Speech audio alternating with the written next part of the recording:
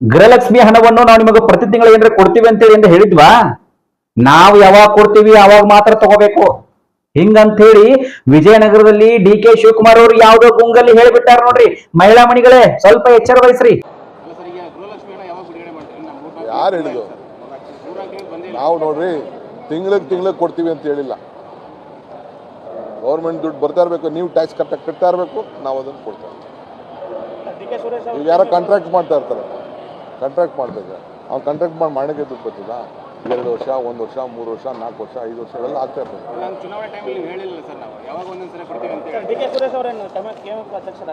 ಅವರಿಬ್ಬರ ಮದುವೆಯಾಗಿ 5 ವರ್ಷ ಆಗಿತ್ತು, ಆದರೆ ಮಕ್ಕಳಾಗಿರ್ಲಿಲ್ಲ.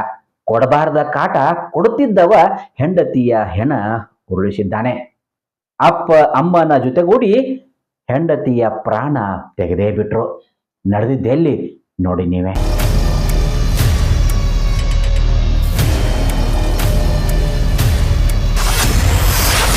ಮಕ್ಕಳಾಗಿಲ್ಲ ಅಂತ ಹೆಂಡತಿಯನ್ನೇ ಕೊಂದ ಗಂಡ.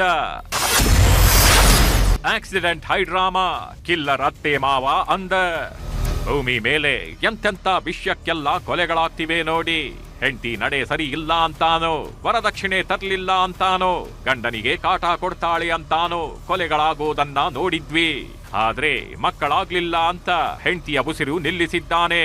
ಅದು ಸಹ ತಂದೆ ತಾಯಿ ಜೊತೆ ಸೇರ್ಕೊಂಡು ಗಂಡನೇ ಗುಂಡಿ ತೋಡಿದ್ದಾನೆ.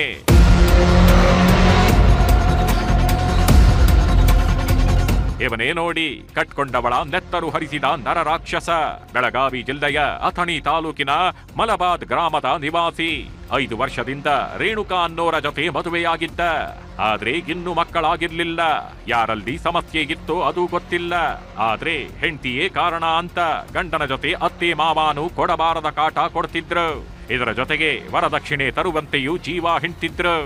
ಆ ಹುಡುಗಿ ಪ್ರೀ ಪ್ಲಾನ್ ಮಾಡ್ಕೊಂಡು ಗಂಡ, ಮಾವ, ಅತ್ತಿ, ಮಾವನ ತಮ್ಮ, ಆಮೇಲೆ ಇನ್ನೊಬ್ಬ ಹೊರಗಿನವರು ಹಿಂಗೆಲ್ಲರೂ ಕೂಡಿ ಒಟ್ಟು 6 ಜನ ಕೂಡಿ ಆಕಿ ತಲೆಯಾಗ ಹೊಡೆದು ಕುತ್ತಿಗೆ ಹಾಗೆ ಹಿಚ್ಚಿಕ್ಕಿ ಮರ್ಡರ್ ಮಾಡಿ ನಮ್ಮ ಹೆಂಡ್ತಿಗೆ ನಾವು ಆಕ್ಸಿಡೆಂಟ್ ಆಗ್ಯದತ್ರಿ, ಒಂದು ಸ್ವಲ್ಪ ಮನೆ ಕಡೆ ಫೋನ್ ಮಾಡಿರ್ತೇವೆ. ನಾನು ಯಾಕೆ ಆಗ್ಯದ ಮನೆ ಕಡೆ ಫೋನ್ ಮಾಡೋಣ, ಅವ್ರ ಅಪ್ಪ ತೊಗೊಂಡ ಏನಾಗ್ಯದ್ರಿ, ಹೌದ್ರಿ ಒಂದು ಸ್ವಲ್ಪ ಪೆಟ್ಟಾಗ್ಯದ, ನಾವು ದವಾಖಾನೆ ತೊಗೊಂಡ್ತೀವಿ ಅಂತ.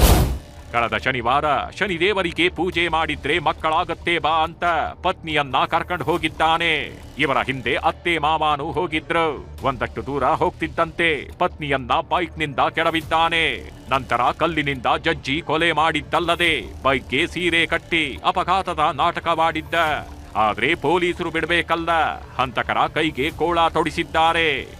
ಅತ್ತೆ ಮಾವ ಸೊಸೆ ಬೈಕಿಂದ ಹೋಗ್ಬೇಕಾದ್ರೆ ಅವಳನ್ನ ಬೈಕಿಂದ ಕೆಳಗಡೆ ಬೀಳಿಸಿ, ತದನಂತರ ಅವಳ ಸೀರೆಯಿಂದ ಅವಳ ಕತ್ತನ್ನು ಹಿಸುಕಿ ಸೀರೆಯಿಂದ ಅವಳಿಗೆ ಬೈಕಿಗೆ ಕಟ್ಟಿಬಿಟ್ಟು ಅವಳನ್ನ ಅಲ್ಲಿಂದ ಎಳ್ಕೊಂಡು ಹೋಗ್ತಾರೆ. ಸುಮಾರು 120. ಅದು ಆಕ್ಸಿಡೆಂಟ್ ಅಂತ ತೋರಿಸ್ಲಿಕ್ಕೆ.